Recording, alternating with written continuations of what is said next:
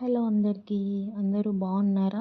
ఈరోజు చిన్న చిన్న బాదుషాలు ఇంట్లోనే ఎలా ప్రిపేర్ చేసుకోవాలో చూపిస్తాను. ఫస్ట్ ఒక బౌల్ తీసుకోండి. ఆ బౌల్‌లో 2 కప్స్ గోధుమ పిండి తీసుకోండి. గోధుమ పిండి అయితే కొంచెం హెల్తీ కదా అని చూపిస్తున్నాను. కొంచెం సాల్ట్ వేయండి. సాల్ట్ వేసుకున్న తర్వాత 2 టేబుల్ స్పూన్ బటర్ నేను వేడి చేసి వేస్తున్నాను. మీరు బటర్ ఉంటే బటర్ వేసుకోండి. లేదంటే ఆయిల్ అయినా వేసుకోవచ్చు. వేసుకున్న తర్వాత కొంచెం మొత్తం స్ప్రెడ్ అయ్యేలాగా కలుపుకోండి. తర్వాత 1 గ్లాస్ వాటర్ యాడ్ చేసి మంచిగా పిండి మొత్తం ఈవెన్‌గా కలిసేటట్టు కలుపుకోండి. కలుపుకున్న తర్వాత ఒక 15 మినిట్స్ పిండిని పక్కన పెట్టేసేయండి. పిండి పక్కన పెట్టేస్తే కొంచెం స్మూత్‌గా మంచిగా వస్తాయి చేసేటప్పుడు.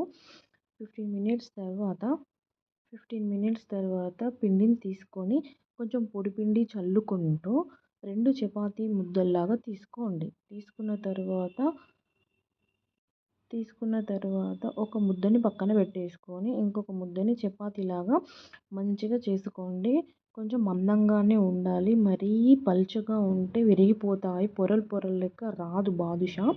అందుకని పొడిపిండి చల్లుకుంటూ నెమ్మదిగా మెల్లిగా కొంచెం టైం తీసుకొని పొడిపిండి చల్లుకుంటూ మీరు చపాతీలాగా చేసుకోండి. కొంచెం పెద్దగానే చేసుకున్న తర్వాత కొంచెం కొంచెం ఆయిల్ వేసుకుంటూ కొంచెం ఆయిల్ చల్లుకుంటూ పిండి మొత్తం రోల్ చేసేయండి. రోల్స్ చేసిన తర్వాత ఇప్పుడు ఒక నైఫ్ తీసుకొని చిన్న చిన్న బాదుషా లెక్క చిన్న చిన్న కాజు అయినా పర్లేదు. మీకు షేప్ ఎలా రావాలి అంటే అలా కట్ చేసుకోండి. కట్ చేసుకున్న తర్వాత కొంచెం పొడిపిండి చల్లుకుంటూ తీయండి.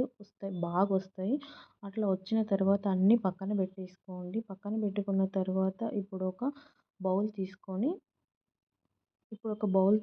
అందులో ఆయిల్ వేసుకోండి. ఆయిల్ హీట్ అయిన తర్వాత మనం కట్ చేసినవి అందులో వేయండి.